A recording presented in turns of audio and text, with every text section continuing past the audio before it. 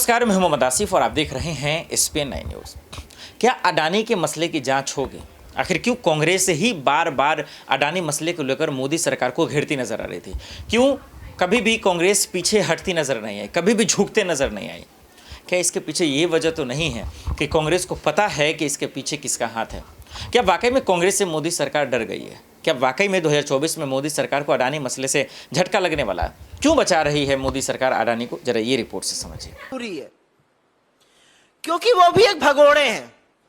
वो भी देश पर करोड़ों रुपए की चपत लगाकर मेहुल भाई और नीरव भाई की तरह भाग चुके हैं।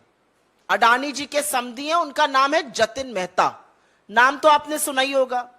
Vinson diamonds, forever precious jewellery, Suraj diamonds, इन सब के मालिक हैं। याद आना चाहिए आपको, ये वही कंपनियां हैं जिन्होंने पंजाब नेशनल बैंक और तमाम अन्य भारतीय सरकारी बैंकों पर चपत लगाई 7,000 करोड़ रुपए की। $1 बिलियन की चोरी कर कर यह आदमी हिंदुस्तान से भाग गया, दूसरी जगह का नागरिक बन गया और सरकार ने आंखों पर पट्टी और मुंह में दही जमाकर कुछ भी नहीं किया इसके खिलाफ। ये जतिन मेहता अडानी जी के समधी की कहानी है, लेकिन हम ये कहानी इसलिए सुना रहे हैं क्योंकि जतिन मेहता के भागने में, उनके पैसे के गबन में, उनकी काली करतूतें पूरी तरह से अडानी स्कैम से जुड़ी हुई हैं। मैं बहुत कुछ पहनने से पहले थोड़ा सा जतिन मेहता और उनकी पत्नी जी के बारे में आपको और बता देना चाहती हूं। जतिन मेहता जी की लड़की की शादी गौतम अडानी के बड़े भाई विनोद अडानी की लड़के से हुई है, इसलिए वो परिवार के समधी हैं। अब इससे ज्यादा घनिष्ठ संबंध दूसरा शायद ही कोई होता होगा। जतिन मेहता और उनकी पत्नी ने 2 जून 2016 को भारत की नागरिकता छोड़कर कैरिबियन में, जो अंतरराष्ट्रीय टैक्स हेवन है, सेंट किट्स में, वहां की नागरिकता ले ली। वहां से एक्स्ट्राडिशन की हमारे पास कोई ट्रीटी नहीं है। सरकार फिलहाल हाथ ही मल रही है। अगर आप सरकार के सर्वोच्च व्यक्ति से पूछ लीजिएगा कि क्या कार्रवाई हो रही है, तो नील बटा सन्नाटा। हमारी तरफ कहा जाता है नील बटा सन्नाटा, जीरो, शून्य कार्रवाई हो रही है जतिन मेहता के खिलाफ। असल में यूके के अंतरराष्ट्रीय बैंकों द्वारा जतिन मेहता पर केस चलाया जा रहा है, लेकिन उससे भारत में जो उन्होंने फ्रॉड किया है, जो $1 बिलियन करीब 7,000 करोड़ रुपए की चपत लगाकर जो वो भग गए, उससे भारत की कार्रवाई और भारत के किसी बैंक का कोई लेना देना नहीं है। तो नील बटा सन्नाटा कार्रवाई मोदी जी जतिन मेहता के खिलाफ कर रहे हैं।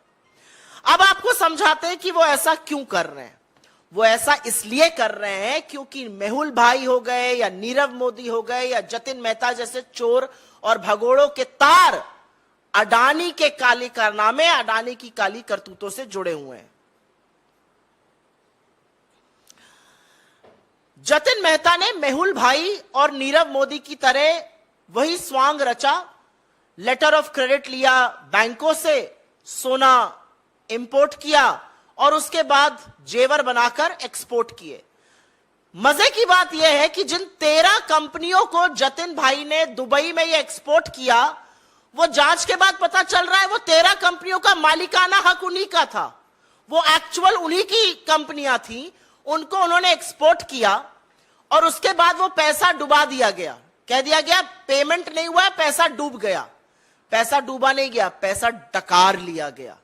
$1 बिलियन भारतीय बैंकों के, भारतीय करदाताओं के, भारत की सरजमी के $1 बिलियन 7,000 करोड़ रुपए पूरी तरह से डकार लिए गए, ये स्वांग रच के कि हम एक्सपोर्ट कर रहे हैं। 13 कंपनियां उन्हीं की थी, उनको एक्सपोर्ट कर रहे थे।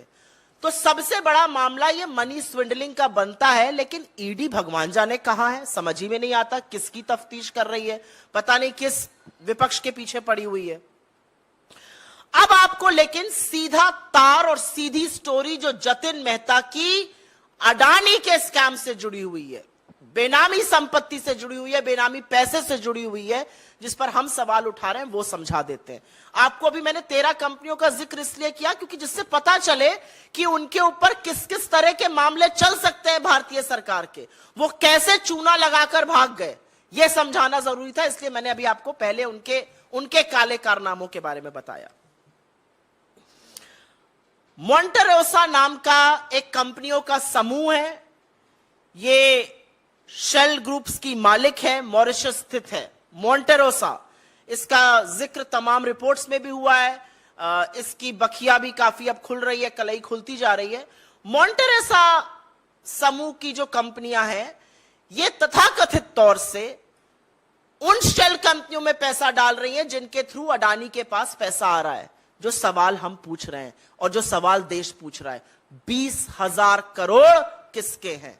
यह 20,000 करोड़ बेनामी पैसा है जो शेल कंपनीज के माध्यम से अडानी समूह में आया है, और इन शेल कंपनीज का मालिकाना हक मोंटेरोसा समूह के पास है। जतिन मेहता और मोंटेरोसा के लिंक है आपस में, समधी साहब के और शेल कंपनीज के जो हेड है उनके आपस में लिंक्स हैं। मोंटेरोसा के सीईओ और चेयरमैन के साथ जतिन मेहता कई कंपनीज में डायरेक्टर रहे हैं। मोंटेरोसा के साथ चैंग ल्यूंग लिंग, जिनका हमने वो जो चीनी व्यक्ति था चैंग चुंग लिंग, जो चीनी कनेक्शन एक मोदी अडानी के साथ है, उस पर हमने जो बोला है उनके साथ लिंक है। मोंटेरोसा और जतिन मेहता का सीधे सीधे संबंध है, और इस संबंध के चलते, क्योंकि हम सवाल बार बार उठा रहे हैं कि 20,000 करोड़ किसके हैं, ये जो पैसा चोरी किया गया हिंदुस्तान से, जो गबन कर लिया गया, जो डकार लिया गया, ये किसका पैसा है? ये लेकर भाग गए, इनको वापस क्यों नहीं लाया जा रहा है? इनके खिलाफ क्या कार्रवाई हो रही है? भारत के बैंकों का $1 बिलियन, उस टाइम के हिसाब से $1 बिलियन, अभी और ज्यादा 7,000 करोड़ रुपए लेकर जतिन मेहता भाग जाता है, समधी साहब भाग जाते हैं, और मोदी जी कुछ करते नहीं है। और अब पता चलता है कि जो शेल कंपनियां लगातार अडानी में पैसा डाल रही हैं, उनसे उनके संबंध हैं। तो भैया सवाल तो बनेगा ही कि 20,000 करोड़ किसके हैं?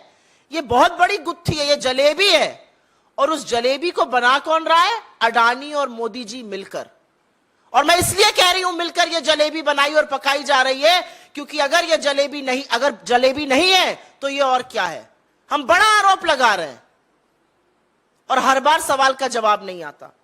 मैं अपनी बात को कंक्लूड करूंगी कुछ ज्वलंत सवाल पूछकर। जतिन मेहता को कौन बचा रहा है?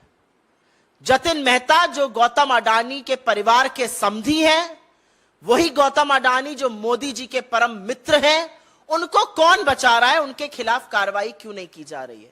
और अब कुछ तथ्य सुन लीजिए जिससे आप भौचक्के रह जाएंगे। सीबीआई ने 5 अप्रैल 2017, 3 साल बाद एफआईआर दर्ज करी, जबकि बैंकों ने 2014 से कहना शुरू कर दिया था कि जतिन मेहता जो है उसके खिलाफ शिकायत करी थी। 3 साल बाद एफआईआर क्यों दर्ज होती है? कौन बचा रहा है? एफआईआर में देरी क्यों हुई? क्या कार्रवाई की जा रही है?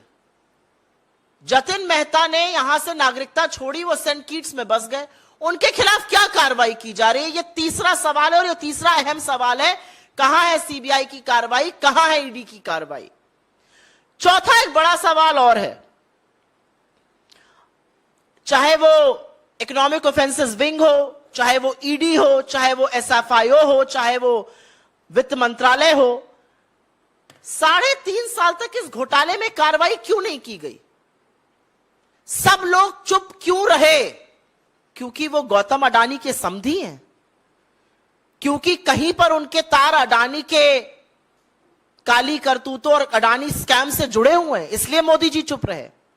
एक और बड़ा सवाल है, विदेश मंत्रालय, गृह मंत्रालय, वित्त मंत्रालय सहित इतना बड़ा धोखा करके एक आदमी भाग जाता है, दूसरे देश की नागरिकता लेता है अपनी पत्नी के साथ, इनको एनओसी किसने दी? आपने देखा सुप्रिया श्रीनेत साफ शब्दों में कह रही हैं कि क्यों आखिर मोदी अडानी को बचाया जा रहा है, इसके पीछे किसका हाथ है और क्यों ऐसा किया जा रहा है, ये आपने देखा। और ये सवाल देखिए चुभने वाले भी हैं कि जब केंद्र की एजेंसियाँ इतनी ताकतवर है, इतनी ऑनेस्ट है, इतनी ईमानदार है, क्या बुराई है जांच पड़ताल कराने में? करा लो ना भाई, जितना करा लेंगे उतने फ़ायदा होगा, लेकिन ये लोग नहीं कराएंगे क्योंकि हमारा आप जानते हैं कि दरअसल कुछ और ही खेल चलता है। आम लोगों का हाल क्या है, देश में क्या हाल है, ये आप बेहतर तरीके से जानते हैं। ऐसे में सवाल है कि आने वाले वक्त में क्या होगा, ये देखना होगा। देश दुनिया की बड़ी खबरों के लिए देखते रहे SPN9 न्यूज़। नमस्कार।